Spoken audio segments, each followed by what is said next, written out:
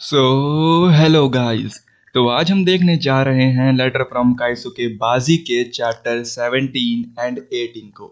तो चलिए वीडियो को शुरू करते हैं। तो अब तक की कहानी में हमने देखा कि बाजी सिर्फ फर्स्ट डिवीजन के साथ ही योत्सुआ के 100 लोगों से लड़ने के लिए मैदान में उतर जाता है और कोजीरो बाजी को चैलेंज करता है कि अगर वो उस तक पहुंच पाया तो वो उससे जरूर लड़ेगा। तो चलिए अब देखते हैं आगे की कहानी को। चैप्टर की शुरुआत में हम देखते हैं कि कोजीरो और रियोसी बिल्डिंग के अंदर होते हैं और रियोसी कहता है कि जब फर्स्ट डिवीजन एक बार बाहर के लोगों से लड़कर कमजोर पड़ जाएगा तो हम जाकर उनका काम तमाम कर देंगे, है ना कोजीरो।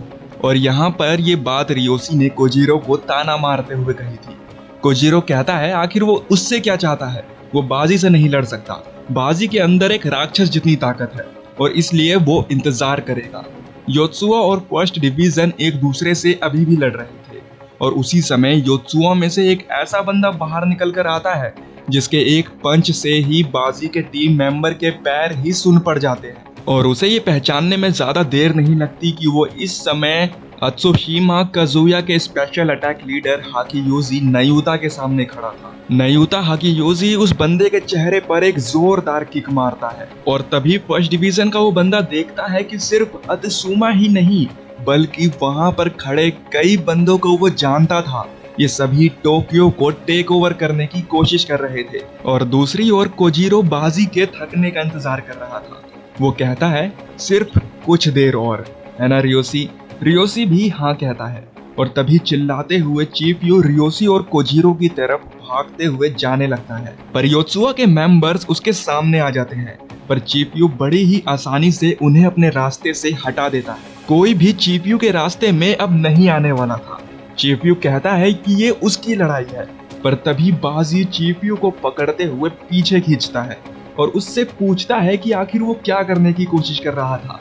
और चीफ यू के तो पसीने ही छूट जाते हैं और बाजी चीफ यू को पीछे हटाता है। चीफ यू सोच में पड़ जाता है कि आखिर उसने क्या गलत कर दिया। क्या उसकी ये गलती थी कि उसने रियोसी का पहले पीछा किया। जिसके बाद चीफ यू बाजी से पूछता है कि कहीं उसे ऐसा तो नहीं लगता कि वो रियोसी को हरा नहीं सकता। बाजी कहता है कि तू आखिर कहना क्या चाहता है, अपने चारों तरफ देख, ये किसी एक की लड़ाई नहीं है, हर कोई एक दूसरे को बचाते हुए लड़ रहा है। और चीफ यू को रियलाइज होता है कि ये वो टीम है जो बाजी सैन को एडमायर, उनकी रिस्पेक्ट करती है और यही वो काइसुके बाजी है जिसे वो पहले दिन से पसंद करता आ रहा है। और तभी बाजी देखता है कि एक बंदा चीफ यू को मारने आ रहा है और चीफ यू देखता है कि कोई बाजी को मारने आ रहा है और दोनों एक दूसरे को प्रोटेक्ट करते हुए योत्सुआ के मेंबर्स का भूत बना देते हैं। और बाजी कहता है कि तू ये कर सकता है, ये लड़ाई फर्स्ट डिवीजन के नाम है। और चीफ यू दोबारा से एक नई सोच के साथ फाइट के लिए तैयार हो जाता है। और इसके बाद चैप्टर 18 शुरू होता है।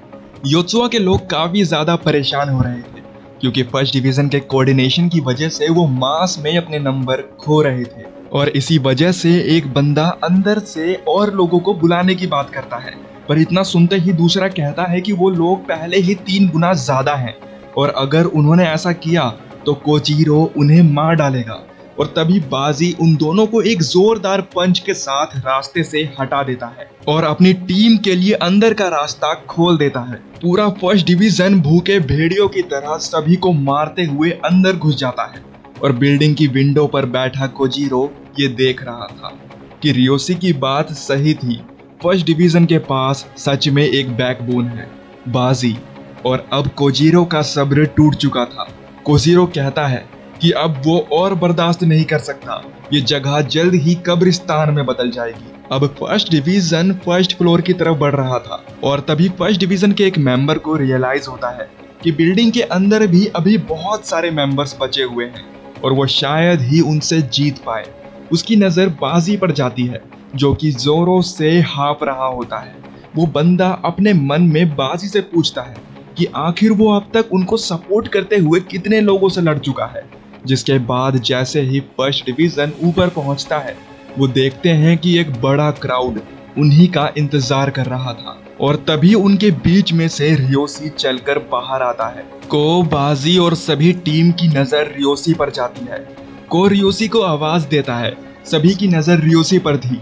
रियोसी कहता है कि उसे पता था कि वो लोग जरूर आएंगे और हम देखते हैं कि चारों तरफ अब फर्स्ट डिवीजन के बंदे अब इतना थक चुके थे कि वो शायद ही अब कुछ कर पा रहे थे।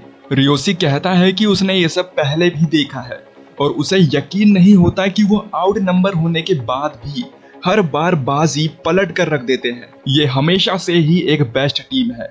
जिसके बाद को कहने लगता है कि रियोसी हमारे पास वापस आ जाओ, कोई भी कंप्लेन नहीं करेगा। मैं जानता हूँ कि तुम हमें बस धोखा देने का दिखावा कर रहे हो ताकि जब हम मुसीबत में हो तो तुम हमारी मदद कर सको।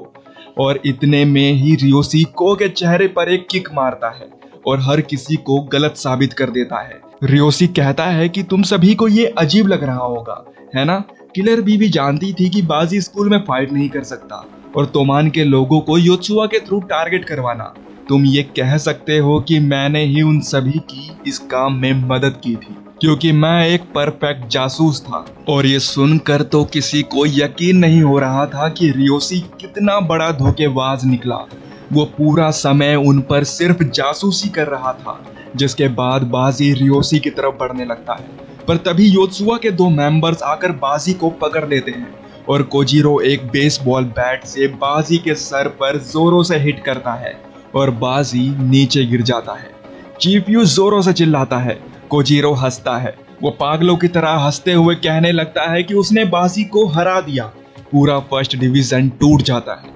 चीफ यू गुस्से में आगे बढ़ने लगता है पर उसके सामने रियोसी आ जाता है और चैप्टर 18 भी यहीं पर खत्म होता है।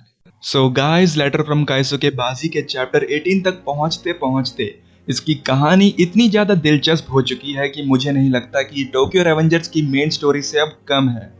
और गाइस, आप सोच रहे होंगे कि मैं इतनी लेट से वीडियो क्यों डाल रहा हूँ। ना मैं छोटी वीडियोस बनाना चाहता हूँ, ना आपको छोटी वीडियोस देखने में मजा आएगा, इसलिए मैंने दूसरे चैप्टर के आने का वेट किया सो मैं 2 वीडियोस की एक्सप्लेनेशन एक साथ डाल सकूं। और अगला चैप्टर टाइम पे आ जाएगा, तो अगर आपको वीडियो अच्छी लगी हो तो लाइक कर देना और आगे की कहानी देखने के लिए चैनल को सब्सक्राइब कर देना। तो मैं मिलूंगा आपसे जल्द ही अगले चैप्टर के साथ। तब तक के लिए बाय।